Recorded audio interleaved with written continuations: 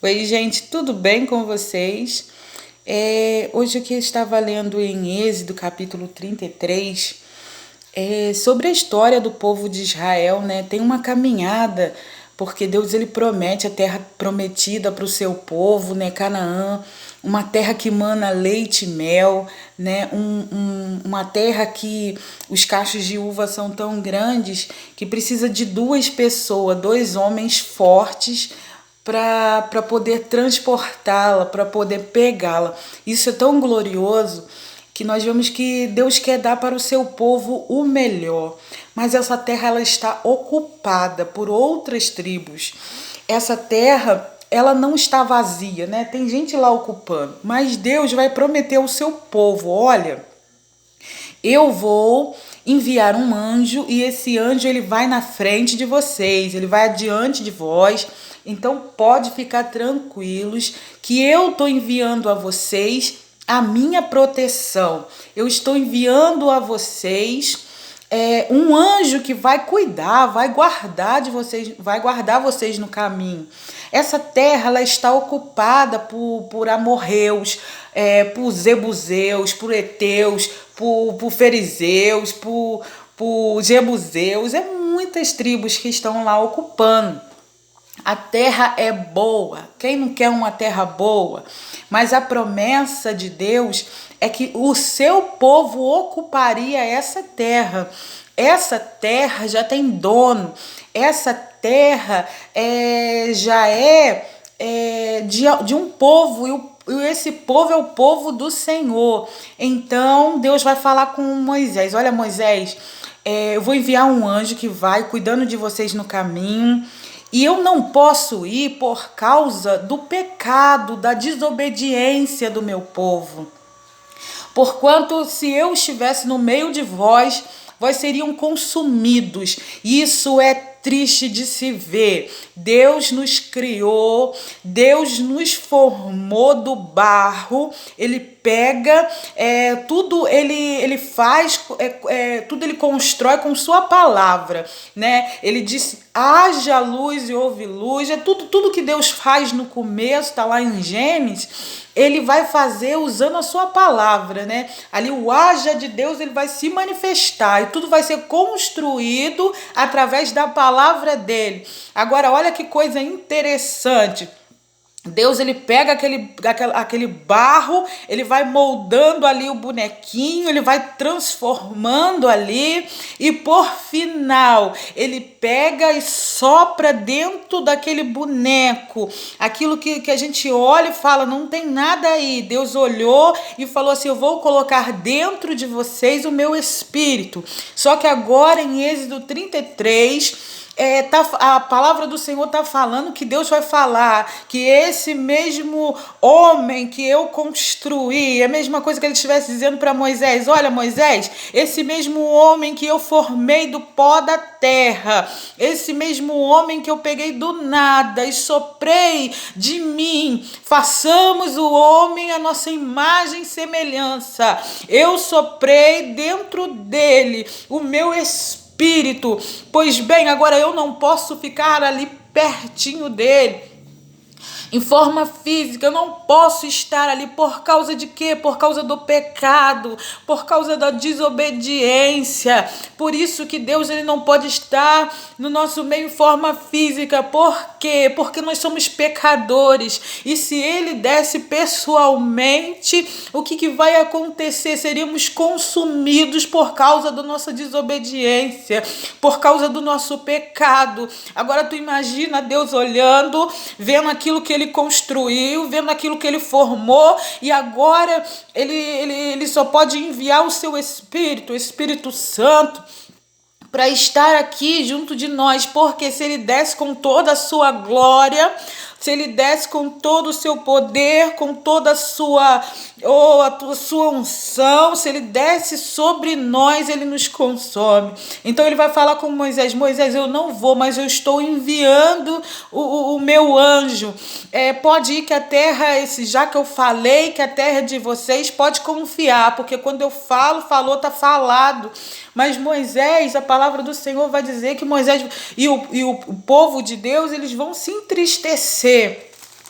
eles vão começar a se entristecer. E é assim que acontece. Às vezes a gente peca, a gente faz coisas que não agradam ao Senhor, e quando aí não vemos a resposta na qual nós precisamos, não vemos que é do nosso jeito, é do jeito de Deus, a gente ainda reclama. Que Deus é esse? Eu vejo tantas pessoas murmurando, dizendo que Deus é esse que mata, que Deus é esse que deixa morrer, que deixa que outros venham e tiram a vida, por causa da desobediência do ser humano, por causa da dureza dos nossos corações. E aí, a palavra aqui em Êxodo 33, versículo 12, diz assim: Moisés disse ao Senhor: eis que tu me dizes, fazes subir a este povo, porém me fazes saber a quem hás de enviar comigo. E tu disseste comigo, conheço-te por teu nome, também achastes graça aos meus olhos. Olha que interessante, tudo aquilo que Deus fala com Moisés. Vai, Moisés, vai diante de Faraó, vai, Moisés, passa um tempo lá cuidando das ovelhas, tem uma experiência com Deus e aprende a obedecer ao Senhor. Eu entendo que foi tanta glória diante daquele lugar santo, na qual Deus ele fala com Moisés. Moisés ele tem uma experiência tão tremenda que, apesar do povo ter pecado, do povo ter feito imagem, escultura e adorado aquelas imagens, escultura, Moisés ele se manteve fiel em Deus, ele se mantém temente a Deus. E agora ele vai falar: Senhor, tu me conheces pelo meu nome, porque antes mesmo de eu nascer, tu já me conhecia, tu já me sabia o meu nome, já me chamava pelo meu nome, tu me conhece. Eu achei graça aos teus olhos. Então, agora, pois, se tenho achado graça aos teus olhos, rogo-te, peço-te, imploro que agora me faça saber o caminho e conhecer-te-ei, para que aches graça aos teus olhos, e atenta que esta nação é o teu povo. Ei, ele está falando para Deus assim: Deus, tu me conheces pelo meu nome. Achastes graça na minha vida? Pois bem, esse é o teu povo. Aí ele vai dizer uma palavra aqui que todos nós deveríamos aprender e sempre dizer essas palavras. Então disse-lhe: se a tua presença não for comigo, não nos faça sair daqui. Ele não quer anjo. Ele quer a presença do próprio Deus. Ei, Deus, se tu não fores comigo, não irei. Tem tanta gente que vai sozinha, eu acho isso terrível. Tem tanta gente que nem pede: Deus, me acompanha no caminho, Deus, eu quero te conhecer mais, fica comigo, dá-me a tua presença. Eu não sei como é que o ser humano consegue viver sem a presença de Deus. Eu não sei como o ser humano consegue viver essa vida aí de orgulho, de achar que nasceu do nada, que não precisa de Deus para nada. Eu não consigo entender isso. É forte quando a gente vê, pede a presença do Senhor. Ele pede a presença do Senhor em sua vida. Deus, se a tua presença não for comigo, nem levantar daqui eu vou. É isso que Deus está procurando, é isso que Deus está querendo ouvir. A presença, o significado de presença de Deus é a Shekinah, né? Forma hebraica, a palavra, o significado hebraico significa habitação, a habitação de Deus, ou presença de Deus. Para os teólogos, é a glória de Deus manifestada. A presença de Deus é a glória de Deus manifestada. Davi um dia vai dizer: Senhor, pequei. Deus vai olhar para ele e vai falar assim: Davi, está se humilhando aí, mas a minha mão não vai sair, a minha correção não vai sair de sobre a tua vida, não, Davi. A espada não sairá. Davi vai falar assim: não tem perigo não, Senhor. Eu só não posso perder a tua presença. Eu só não posso perder a tua presença na minha vida. Eu só não posso perder isso. Me tira tudo. Se precisar, tira, Deus. Vai doer, vai. Mas são as consequências do erro de Davi. Que Deus, ele vai dizer para ele, eu não tiro. Porque você pecou. E já que você pecou, agora você tem que ser homem também para assumir o teu pecado. E a minha mão vai ficar sobre a tua vida com forma de correção. Ele diz, pode. Corrige, Deus. Mas não retires de mim a tua presença. Não retires de mim o teu espírito.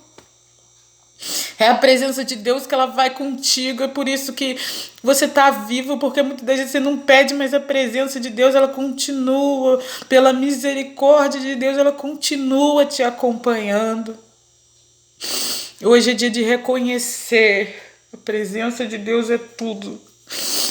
A presença de Deus é tudo. Então Deus vai dizer, como pois se saberá agora que tenho achado graça aos teus olhos. Aqui é Moisés ainda falando.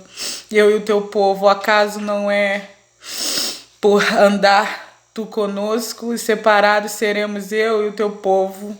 Não, Senhor, não é isso que eu quero. Então disse o Senhor a Moisés, farei também isso que tens dito, porquanto achastes graça aos meus olhos e te conheço pelo teu nome. Não basta ser apenas reconhecido aqui na terra e ter fama aqui na terra e no céu. No céu você tem fama de quê? De pidão, porque tem gente que só pede, acha que Deus é empregado, acha que Deus é bobo, acha que Deus é palhaço, só quer receber. Por que Deus não entra na minha casa? Por que Deus não me dá?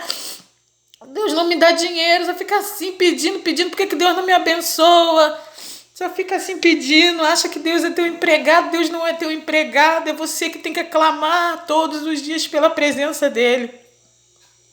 Isso aqui é interessante, que antigamente nós andávamos muito a pé para ir em cultos, e cultos eram noturnos, né? Em lugares que misericórdia, de dia já é horrível. Horrível, já é um lugar assustador de dia. Imagine de noite, mas nós nos reuníamos e íamos. E meu avô, ele morava num lugar terrível e ele estava muito doente nessa época. Muito doente. E ele e a sua esposa nesse lugar. Minha mãe, ela pega, reúne os crentes e fala, meu pai está precisando de uma palavra. Só que pra gente chegar até a casa do meu avô,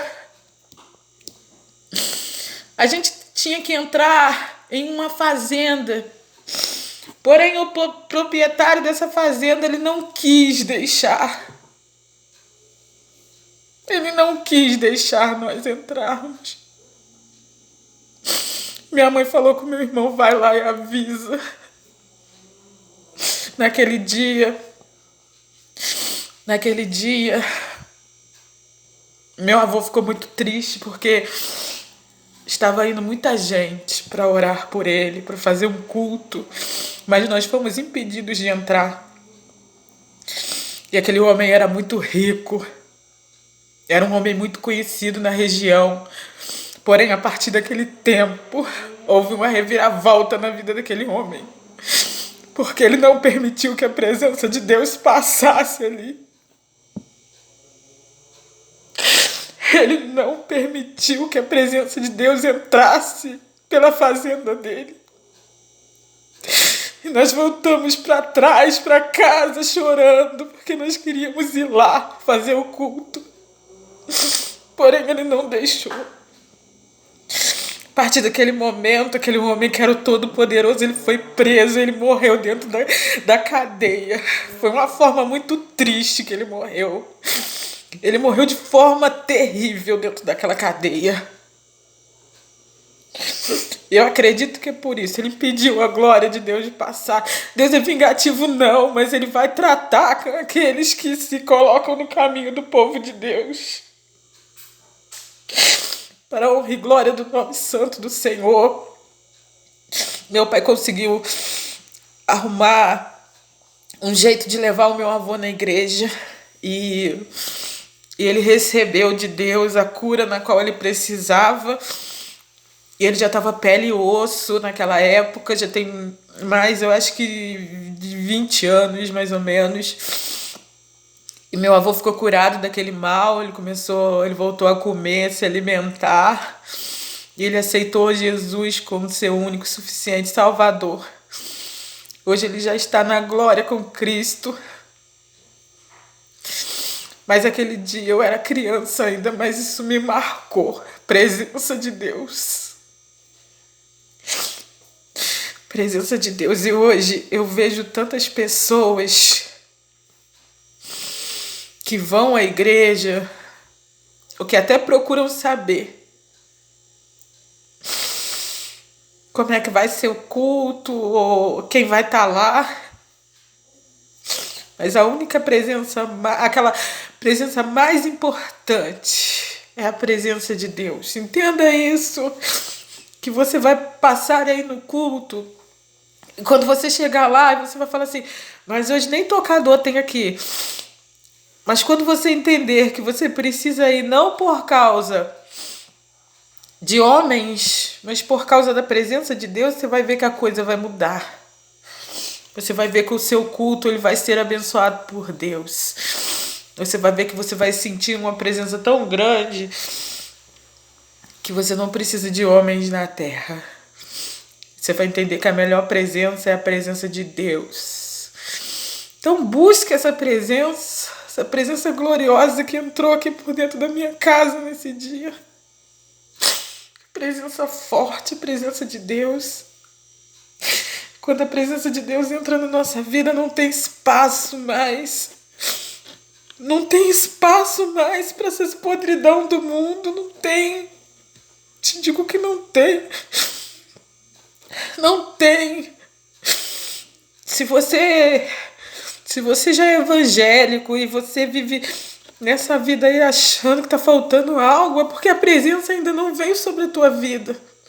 Porque quando a presença de Deus ela vem sobre nós, quando a presença de Deus ela entra aqui, ela ocupa todos os espaços. Quando ela entrar na tua vida, não terá mais espaço para o mal. Não terá mais espaço para o mal. Você não vai mais desejar ter a vida de outrora.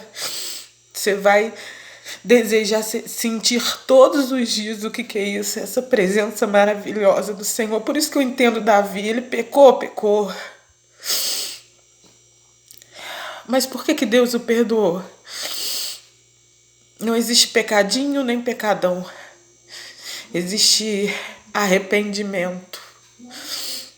Existe arrependimento. Não importa a forma que você pecou.